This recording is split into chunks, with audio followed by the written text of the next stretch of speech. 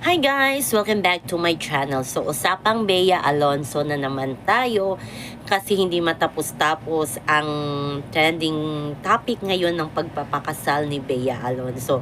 So, yung mga tinatanong ngayon ng mga netizen, bakit wala ang mga magulang ni Vincent Ko at ang nanay ni Bea Alonzo? Ito ang say ng balita kung totoo nga ba na ang sikretong pagpapakasal daw ni Bea at ni Vincent ikinagalit daw ng pamilya ni Vincent Ko. Gaano ito ka totoo?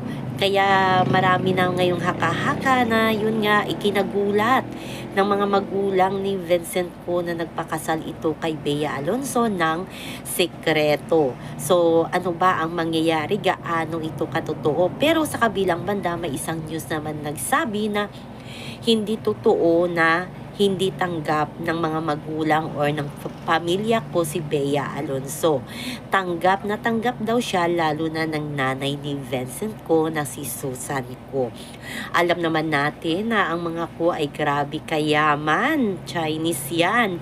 Nagmamay-ari ng Pure Gold at ang SNR. Yes, pamilya ko ang nagmamay-ari ng ganong business. Kaya bigating pamilya talaga ang napangasawa ni Bea Alonzo. At ang tanong naman ng iba, ano kaya ang masidya ni Mami Mary Ann? Alam naman natin na pagdating sa kaligayahan ng kanyang anak na si Bea ay talagang walang problema kay Mami Mary Ann. Alam naman natin na si Bea talaga nagtaguyod sa kanila, kaya matagal niya nang hinihintay na makapag-asawa ang kanyang anak. Sa kabilang banda, nakaka-happy kasi pinablik na ni Bea Alonzo ang kanyang pagpapakasal kay Vincent Ko. Pinost na nga ni Bea ang ilan sa mga litratong kuha sa Makati City Hall ng kanilang civil wedding ni Vincent Ko sa kanyang Instagram account. Yes po, at nakakatuwa ang mga comment. May naiiyak na happy na nakapagpakasal na daw itong si Bea Alonzo. Kahit mga friends niya na artista ay na-happy at naiiyak kasi nga matagal na nilang wini-wish talaga na lumagay na sa tahimik o magpapakasal na itong si Bea Alonzo.